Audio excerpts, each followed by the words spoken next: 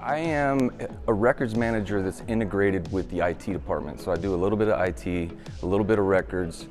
It's a global job. I'm based here in West Palm, but my firm is in Dallas and Houston. It's a big AmLaw 100 Texas-based firm.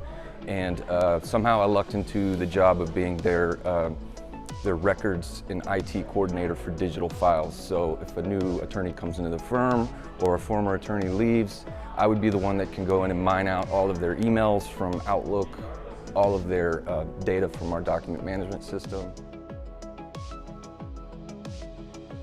I could go in detail for an hour. That's how much I love my job and how much nuance there is. I work with the general counsel's department. I work with each office virtually, so I actually don't have to come to the office. So the pandemic has not affected my job.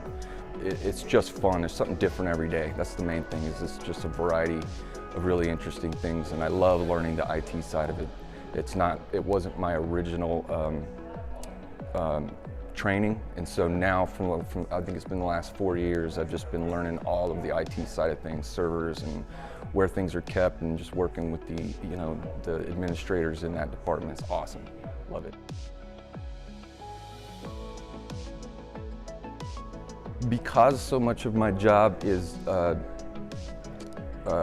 virtual, like not in person, it is really hard sometimes to get a feel for someone, what their beliefs, what their faith may be. So what I've done as a believer is just always positive. I never send an email where I start with, "You did this," or "Why did you do this?" I usually say, "We as a team need to look this over. Do you have time to call me?" And then as we get to communicate with one another, they can hear my tone. And now, with the pandemic, everybody's using Zoom.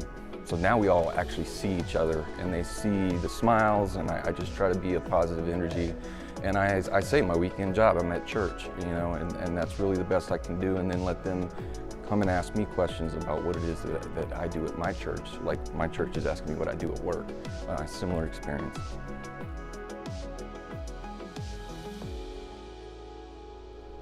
My initial reaction is always to defer, like, "Oh, well, let's pray for someone else," but just pray for me in a way that I could be there for others that are on furlough. We have a large amount of my department on furlough, and some were laid off.